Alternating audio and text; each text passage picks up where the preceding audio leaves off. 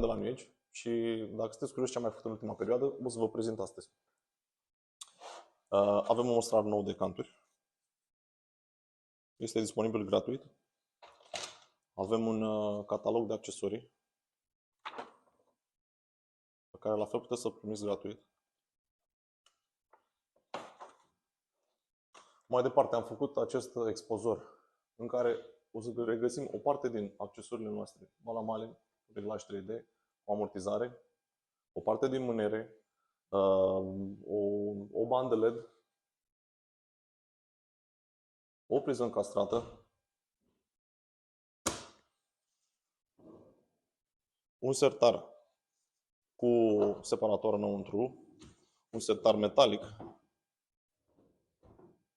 Aici puteți să vedeți unul din coșurile noastre de gunoi, cele multe coșuri de gunoi pe care le avem pe site, și un coș joli. De asemenea, avem un înălțător de blat cu accesoriile aferente și jos este o printă. Dar mai avem ceva interesant pe care vi-l pot arăta agenții noștri de vânzări când vă vizitează. Sunt niște kituri de agent în care, spre exemplu, aici este cel pentru profilele de dressing pentru mânere pe diferite culori. Asta e un auriu. Asta este amortizorul. În principiu, căile de rulare sus-jos. Astfel puteți vedea calitatea materialelor, puteți vedea textura și cum sunt vopsite.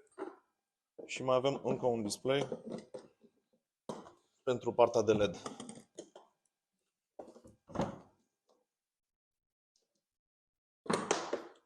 La fel aveți toți senzorii. Sunt mai multe transformatoare, dar aici avem doar unul dintre ele ca și mostră. Dacă vreți mai multe detalii, completați formularul de mai jos și vă vor contacta agenții noștri de vânzări.